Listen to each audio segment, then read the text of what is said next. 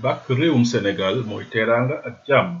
waaye ñaari doomi réewam yi di Abou Talib Samb ak Alassane Sy ñu gën leen a xam ci Uno ak Alex doxewuñu woon loolu ndax ñu ngi ràññeeku ci jëfuk caay-caay ak jàdd yoon seeni mbir nag mi ngi tàmbali ci année 1990 yi tey jii bokk nañ ci li gën a fës ci xelu sénégalais yi waaye ndax xam nga li leen tax a siiw ñu ànd seetlu ko. Uno mi ngi njëkk a wane boppam ci atum 1997 ci benn mbooloom caay-caay bi jëmm jiñ naan Daabo jiite woon foofu lañ ko njëkk a jàppee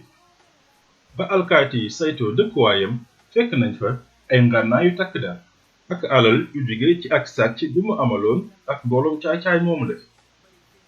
ak moom mu la njëkk a rëcc ci loxo takk der yi daw sax ba yegg Belgique waaye li yàllaay def ñu delloo ci ko ci réew mi naka la dellu ca mëninam ci noonu sax la dajeeg jëmm ji ñu naan Alex ñu lëkkaloo ànd ak mbooloo songu barabu américain yi jël fa ay ndaamaar ak xaalis bu takku ginnaaw gi la kenn ci ñoom faatu bi ñuy songu jàngu bi nekkoon Kër Massar ginnaaw bi ko soxu ngànnaay dale ci jamono yooyu lañ jàpp Uno Alex àbbu yoon bi waaye ñu jàpp ko ci fan yu néew tuuti ci wetu Ross Béthio Uno biñ ko tëjee rëcc na ñaari yoon ci atum 1999 ci weeru février ak ci weeru juin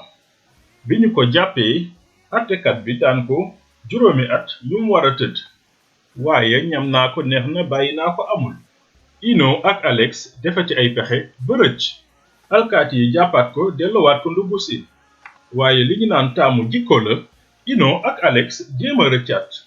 waaye bi yoon duñ ci am ndam dañ cee jëlee sax ay gaañu-gaañu yu leen wàññi lool ci atum 2002 ci la Uno tuub dellu ci yàlla di ñaan di jàng alxuraan ba keroog muy faatu ci lalu fajukaay bi ñuy woowee Le Dantec ci le 1er janvier 2020 ci la njiitu réew mi baal jëmmi di naan Alex ginnaaw bi mu tëddee ñaar fukki at ak benn ci ndugg si tey mi ngi nooyi ngelaw moom sa bopp mën nañ tënk ni